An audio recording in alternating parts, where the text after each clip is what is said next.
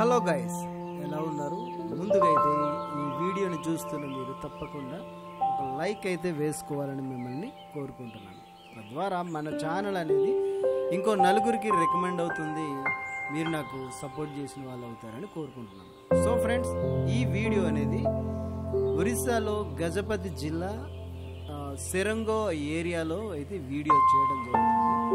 So ఈ video అనేది చేయడానికి ముఖ్య ఉద్దేశం ఏంటంటే, సో మేము సెరంగోకి వెళ్ళే పరిస్థితుల్లో ఆ ప్రాంతాల్లో ఈ పొలాలు అనేవి చాలా ఎత్తుగా మెట్లు స్టెప్ బై స్టెప్ ఈ పొలాలు అయితే ఉండటం చాలా ఆశ్చర్యానికి గురి చేస్తాయి.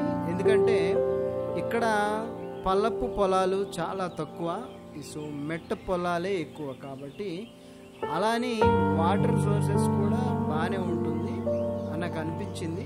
సో ఇది మీరు చూస్తున్నది అక్కడున్నటువంటి పొలాలు యూ షేప్లో ఉన్నాయి. సో అక్కడైతే సో కొండ ప్రాంతం కాబట్టి తరచుగా వర్షం పడుతూ ఉంటుంది, అందుకని అక్కడైతే వాటర్ అనేది నిలువ అనేది కనిపిస్తుంది. సో ఇంకా కొంచెం ముందుకు వెళ్తే అదంతా కూడా డౌన్ అండి. సో కనబడుతున్న పొలము కింద లోయ. సో ఈ లోయలో ఈ పొలాలు అనేవి వ్యవసాయం చేసేటప్పుడు నార్మల్గా మనము మన పల్ల పొలాల్లో వ్యవసాయం చేసేటట్టు ఇక్కడైతే వ్యవసాయం చేయడానికి కుదరదండి.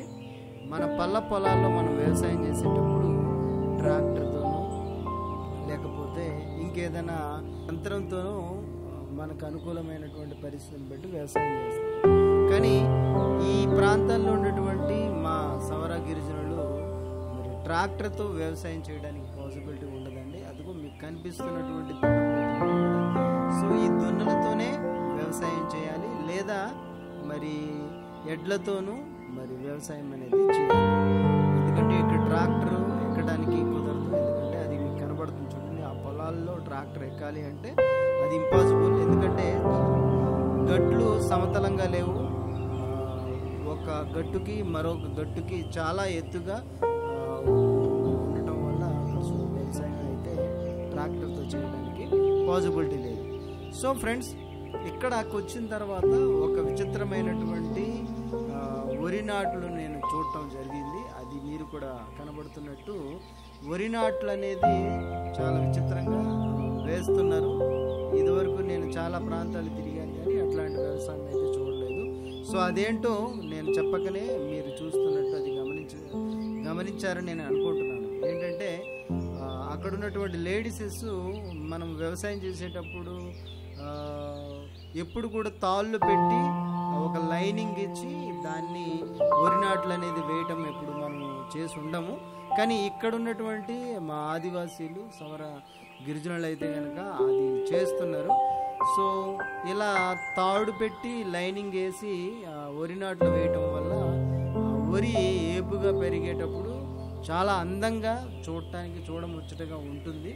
సో ఇది చూడండి, కింద నుంచి చూస్తున్నప్పుడు కూడా మీకు ఎంత లైనింగ్ అయితే కనబడుతుంది. అలా అయితే చాలా విచిత్రంగా మరి ఇక్కడైతే వ్యవసాయం చేస్తున్నారు. ఇది అయితే చాలా సూపర్గా అనిపించింది నాకు.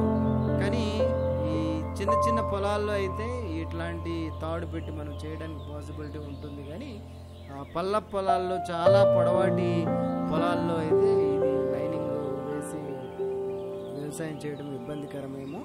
కానీ ఇక్కడ మరి గిరిజనులు అంటే చిన్న చిన్న పొలాలు, కొండ ఓర పొలాలు, మెట్ట ఓర పొలాలు కాబట్టి ఈ వీళ్ళకైతే ఇక్కడ పాసిబిలిటీ ఉంటుంది.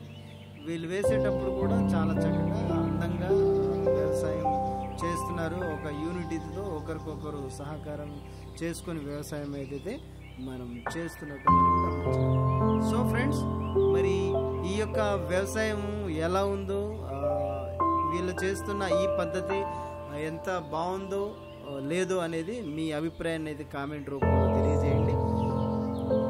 సో మరి వీళ్ళతో మాట్లాడిన తర్వాత మనమైతే మరలా వేరే పనుండి వేరే గ్రామానికి అయితే మనం వెళ్తున్నాం కాబట్టి టైం లేదు ఎక్కువ వాళ్ళతో స్పెండ్ చేయడానికి.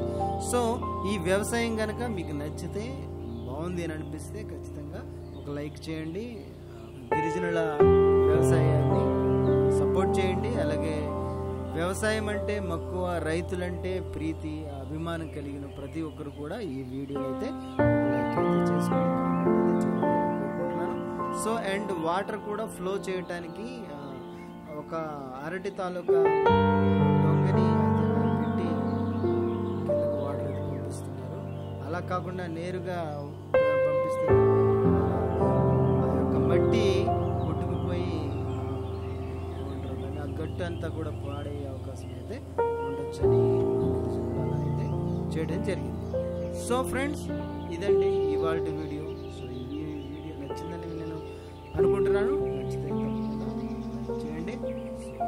మరిన్ని మంచి వీడియోస్తో అయితే మీ ముందుకు రావడం జరుగుతుంది. Thank you guys, thank you so much.